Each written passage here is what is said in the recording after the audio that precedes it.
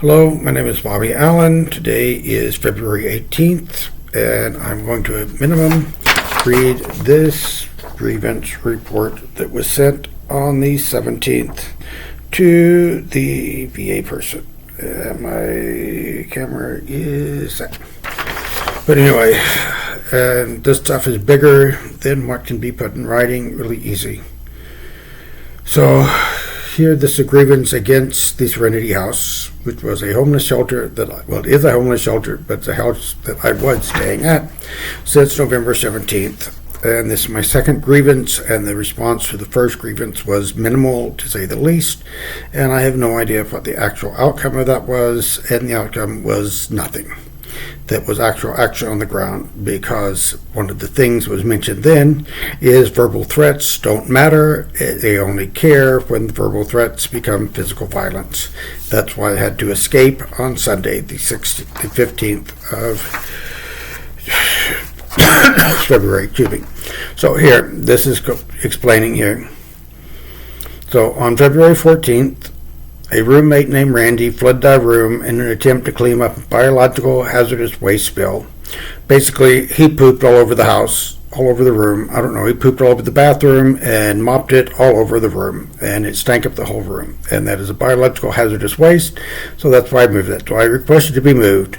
I was moved to room 6. One of the people there, named Doug, did not like a third person in the room and complaining it's too small. And all the rooms are too small for 3 people, but it's a community house and it is a homeless shelter.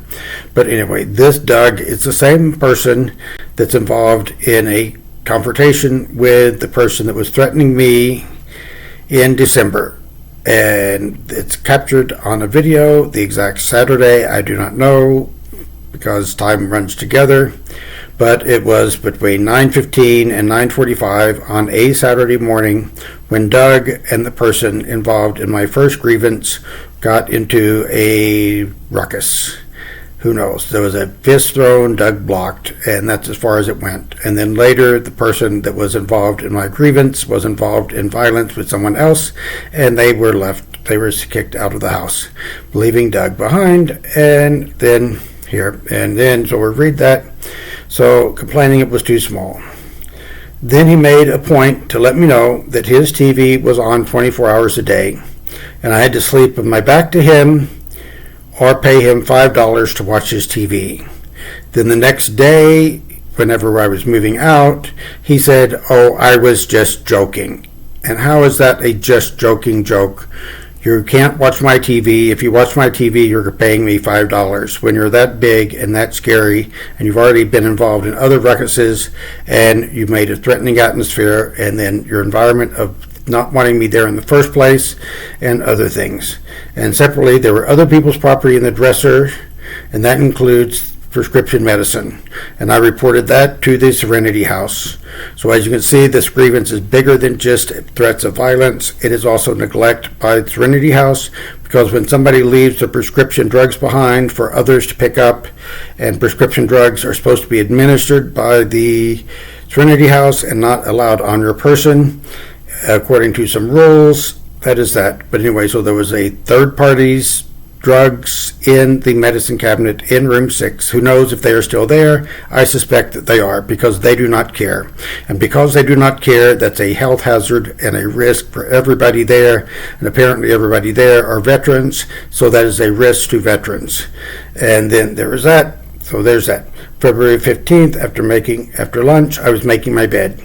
And Doug became very vocal and pointed out that I said I was only going to be there for one night, and I tried to explain that I'd been given instructions of where to move, and the HC room is a biohazard, and I left before he could turn his threats into actions.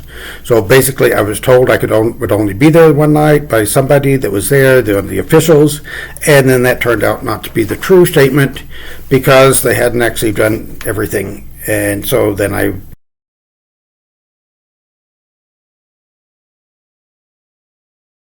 that Doug was involved with a gentleman that threatened me in December. The witness I witnessed a confrontation in the dining room Saturday, 9:15, 9:45. The video was requested at the time, so you need to go back to that grievance and see if anything actually happened with that request, because I don't think it did, because they don't care. And my social worker, Mahogany, does not care at all about anybody who knows how she gets a good rating at all. So yeah, this was during the investigation of the first grievance I filed. I requested a copy of the video as evidence and reported that to Mahogany. I don't know what happened with my first grievance, as the person that was threatening me was involved with an incident and was moved out. And was moved out because he was involved in a fight that did not involve me but involved other people in the house. I reached out to Mahogany, left voicemail and email and text. She was out. She did not leave information on who was her backup. I reached across. I'm also working with the HUD-VAS people, to my HUD-VAS agent, as their voicemails are forwarded to others. And therefore, I talked with Jesus and made the only choice I could and moved out around 5 p.m. The person who cooks dinner escorted me to the room so I could pack. Then he instructed Doug to go, as he was see, that's why I write it's that. He instructed Doug to go downstairs as he was doing his threats while denying making threats. And Mahogany doesn't worry about extension, as I am not going anywhere near that place. Moreover, I would like to request the facility be inspected, as there are plumbing, electrical, and maintenance issues, as well as people with incontinence and bowel problems that leave biohazardous waste all over, including peeing in the dining room and then cleaning it up with a mop of dirty water. So if you actually look and run a test for biology, you'll see that place is a biological waste. See, other things that are bigger than a report happened, and I will be making a video later. That's it, making this video, describe in detail. I will send the video via Gmail and a YouTube link, because people complain that Gmail doesn't work. And then we're going to get here, and this is where things get really yuck, because this is why we have a video, because we have to, because people don't care. This is my text. I don't know if we'll be able to see the text. Once there's text, can you actually see that? Why is that going up as a blank screen? There is words on this text. That is really terrible, and my stuff is clunky. But anyway, that is that. That is somebody else. And let's go to Mahogany. And let's go through this event, and I'm going to read this. And this text is available upon request, because it is. And so here, we'll start with Thursday at 5:11. She noted, I will be out of the office until Tuesday, 2/17/26. I will touch base with you upon my return. Then on Sunday, 3:36 p.m., I texted, I know you're out. There was an incident yesterday that may escalate to Janet, who is your emergency contact. Then that was Sunday at 3:36, and then by 5:28 Sunday, I'm gone and you failed. And then yesterday at 8:29 a.m., she texted me, I'm back in the office. I've been told there is an alternate room available, but we need to discuss a plan. I'm available now to chat if you are free, and I didn't touch base. Touching base again, this at 11:25 a.m. Would you like to discuss the alternate room? And then I replied, I checked my email, and there is no response to my grievance. Then she said, I've attempted to contact you by phone message, left, and sent 2 text messages, to which this is the first response. Then I explained I was with Brent, that's my HUD-VAS repper. He gave me I gave him a hard copy of my grievance. Then he dropped me off at Human Services. And I just got out of that because I'm dealing with some SNAP issues, because CWT doesn't count as income until it does. Then she says, okay, I sent you 2 messages, please review. Let me know if you'd like to return to the Serenity, to the alternate bed being offered to you by Tyrone. Then I replied, did you not read my grievance?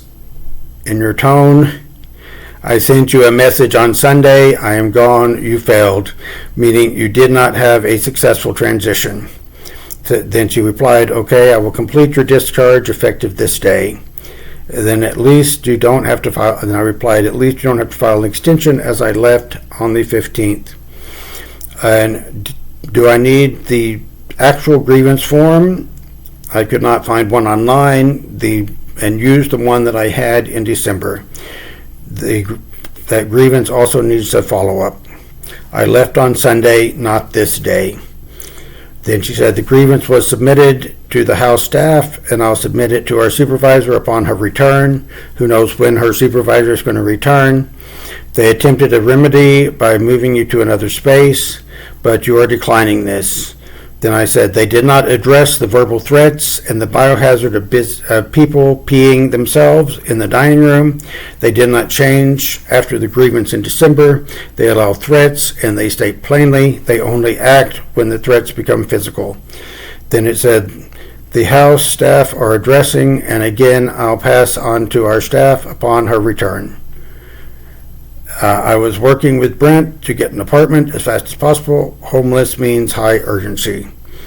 Do I need an official form? Do I need to stop at GB 120? And as you can see from her responses, she doesn't actually read her text. She just jumps and rants and speaks in sound bites. It says, Mr. Allen, your information is documented and has been passed to the House staff, and upon her return, I'll pass your grievance. I'll pass to our grievance coordinator. Nothing else is needed at this time. I will discharge you as you have stated. You will not be returning. Well, then I said, do you have a safe place to return to? Note that a lady next door also fled for safety. She pulled out as I was leaving around 5 p.m., around 5 Sunday, and then I added p.m. Biohazard impacts more than the people in the HC room, as they have accidents in the dining room. And then she asked me, kind of ignoring everything that I said, are you wanting to return to the house in another bed? If so, I need an answer by 3 today. Otherwise, I'll have to discharge and make that bed available. And I tried to call her because text is clunky. And we did end up in a call that's not recorded. But anyway, as you can see, she doesn't pay attention to the text that I send her, whether it's in mail or on text, and she doesn't care that there's biohazardous waste. People peeing in the dining room is a major faux pas, and the way they clean it up with dirty mop water is major, not a suitable thing for anybody, not just unsuitable for Bobby. And then the HC room, whenever they poop all over the floor and they roll through it with their wheelchair, that puts poop all over the house wherever their wheelchair runs, and that is not sanitary for anybody. That's above and beyond the physical threats and the violent threats, the verbal threats, not so much physical threats, and the extortion threats that was to me, and if it's to me, it's to other people, and they have video, so I asked for a subpoena for a request for the video from the incident in December, and the peeing incidents should be very easily documented because I left and 14th, 15th, 13th, so Dart would say the 7th every day in the dining room camera. Just ask for the video from the 7th to the 16th of the dining room cameras because they should have that, and you'll see how many times this person pees himself all over the place and cleans it up with dirty mop water. And therefore I am not returning to that hazardous place at all, and my caseworker does not care at all. And I'm putting this here, and because they say they cannot access a private Gmail place to put a video, this is publicly on YouTube, and who knows who finds videos on YouTube by mistake or by random chance, because I'm not advertising it, but it's going to be there because it has to be. And Jesus loves you all, and he gave us 2 great commandments, and those are to love him and to love everyone, and everyone includes me. And when people treat me like crap and threaten me, and my social workers don't care that they're threatening me, and we have multiple incidents of people threatening more than just me, and the person that was threatening me in December got kicked out because he got in a physical fight with someone other than me, but still threats become physical threats, and the House official policy is they don't care about verbal threats because that's just horseplay and joking and extortion. You can't watch my TV. You have to sleep with your back to me. Otherwise, pay me $5. Ha ha ha. I'm just joking. How do you know that person is just joking when they're big and scary? And then there's that. So that is me. And I'm trying to do this, and we're 15 minutes. So I'll let you go. And have a good day. And God loves you. Bye.